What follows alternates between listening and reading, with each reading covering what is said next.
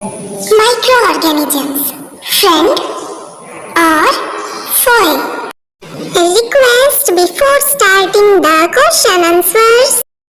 For easy learnings, like the video, subscribe the channel, share and press the bell icon button.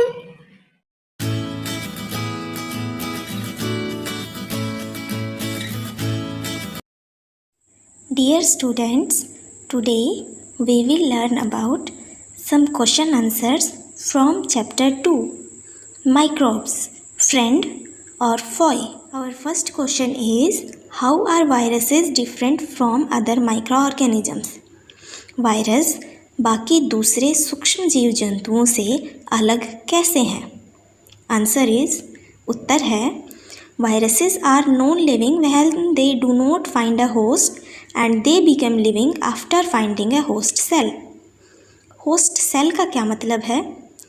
Virus जब किसी दूसरे organism की किसी दूसरे जीव के शरीर में प्रवेश करता है तब वो जीवित हो जाता है, लेकिन जब तक उसे वो शरीर नहीं मिलता किसी दूसरे जीव का तब तक वो नॉन लिविंग थिंग की तरह एक्ट करता है. So viruses are non living when they do not find a host. Host यानी जिस शरीर के अंदर वो रहें. While on the other hand other micro organisms are generally living. लेकिन दूसरी तरफ बाकी के माइक्रो ऑर्गेनिजम्स हमेशा जीवित होते हैं. Viruses use the machinery of the host cell while other micro organisms use their own machinery. Viruses का काम करने का तरीका वैसा ही होता है जैसा होस्ट सेल का होता है, जबकि बाकी माइक्रो ऑर्गेनिजम्स अपनी खुद की मशीनरी का ही यूज़ करते हैं. इसीलिए बैक्टीरिया या प्रोटोजोआ या किसी और तरह से होने वाली बीमारी का इलाज मिल जाता है, लेकिन वायरस से होने वाली बीमारी के लिए कोई दवा नहीं होती. हमारा शरीर उनको पहचान के उनसे लड़ने की क्षमता रखता है. That is our immunity. तो वैक्सीन्स हमारी इम्यूनिटी को बढ़ाने में हेल्प करते हैं किसी पर्टिकुलर माइक्रो ऑर्गेनिज्म के खिलाफ, मोस्टली किसी पर्टिकुलर वायरस के खिलाफ. Our next question is, list the various uses of micro organisms. सूक्ष्म जीवों के कुछ उपयोग बताइए. The answer is, different uses of microorganisms are, first is preparation of various food items. पहला है कई तरह के फूड आइटम्स, खाद्य पदार्थों को बनाने में माइक्रो ऑर्गेनिजम्स हमारी हेल्प करते हैं.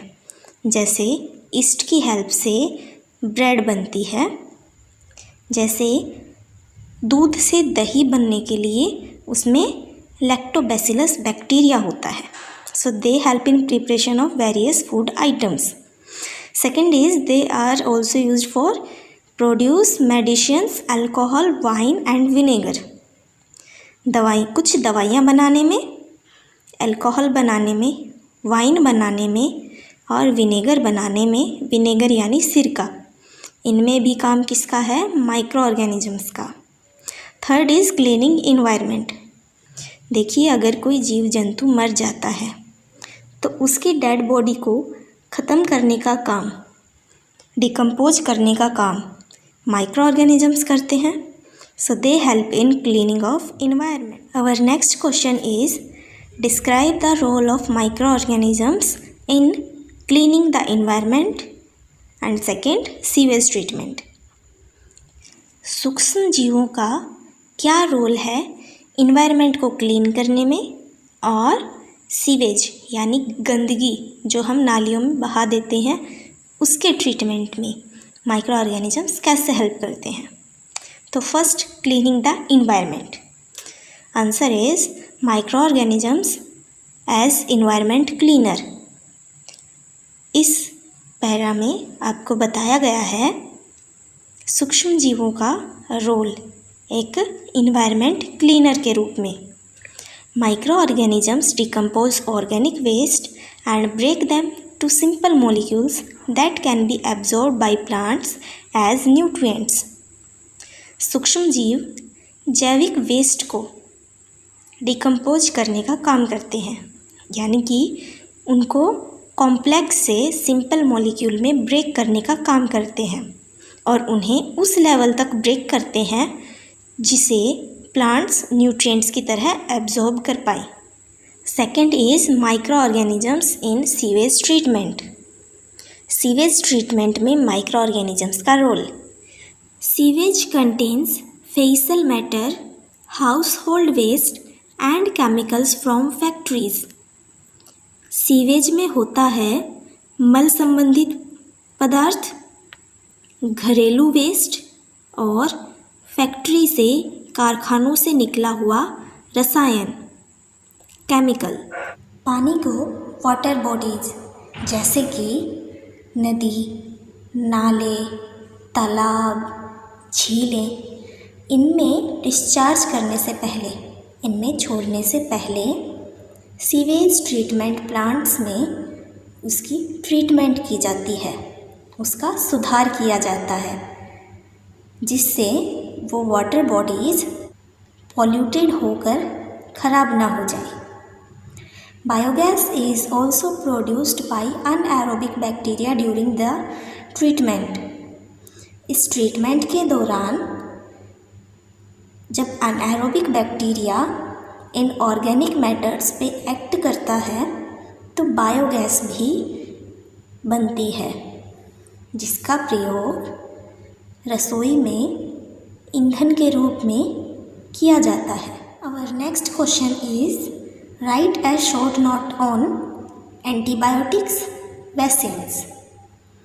देखिए, हमने पीछे क्वेश्चन में डिस्कस किया था कि वायरस जो बॉडी के बाहर नॉन लिविंग, बॉडी के अंदर लिविंग, और उसका मैकेनिज़्म भी होस्ट बॉडी के अनुसार ही होता है। ऐसे में अगर उन्हें मारने के लिए कोई दवाई बनाई जाए तो वो केवल उनके मैकेनिज़्म को अफेक्ट ना करके होस्ट बॉडी को भी अफेक्ट करेगी, इसलिए उनके लिए कोई दवाई नहीं हो सकती, लेकिन उनके लिए बनते हैं वैक्सीन्स। और जिन माइक्रो ऑर्गेनिजम्स को हमारी बॉडी के मैकेनिज़्म से अलग मैकेनिज़्म होता है उनके लिए बनती हैं एंटीबायोटिक्स। क्या लिखा हुआ है देखिए, an antibiotic is a type of anti microbial substance active against bacteria.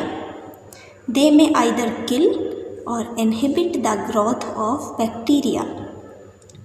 Antibiotic एक टाइप का एंटी माइक्रोबियल, माइक्रोब्स जो हमारी बॉडी को नुकसान पहुंचाने वाले माइक्रो ऑर्गेनिजम्स हैं, तो एंटीबायोटिक एक टाइप का एंटी माइक्रोबियल सब्सटेंस होता है जो किसी पर्टिकुलर बैक्टीरिया के खिलाफ एक्टिव होता है। दे may either kill or inhibit the growth of bacteria. हमारी बॉडी में हमारी बॉडी से अलग मैकेनिज़्म वाले जीवों को पहचान कर उनको मार देना या फिर उनकी ग्रोथ को रोक देने का काम एंटीबायोटिक का होता है। Vaccines. A vaccine is a biological preparation that provides active acquired immunity to a particular infectious disease. Artificially, immunity is induced by inducing weakened or dead microorganisms in a healthy body. Vaccine एक biological preparation है, यानी कि जीवों से ही बनाई जाती है। ये एक एक्टिव एक्वायर्ड इम्यूनिटी प्रोवाइड करते हैं।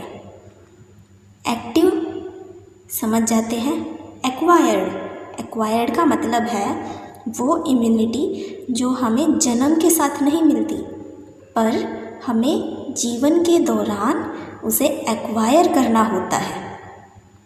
सो वैक्सीन हमें ये एक्टिव एक्वायर्ड इम्यूनिटी प्रोवाइड करते हैं।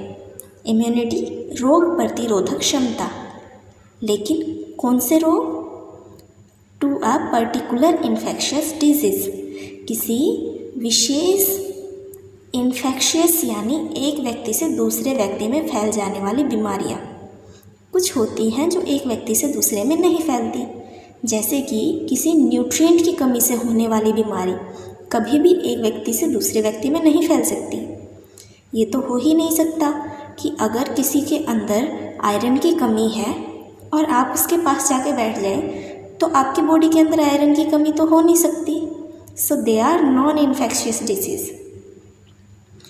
लेकिन वैक्सीन्स जो इन्फेक्शियस डिजीज़ हैं उनके खिलाफ हमें एक्टिव एक्वायर्ड इम्यूनिटी प्रोवाइड करते हैं।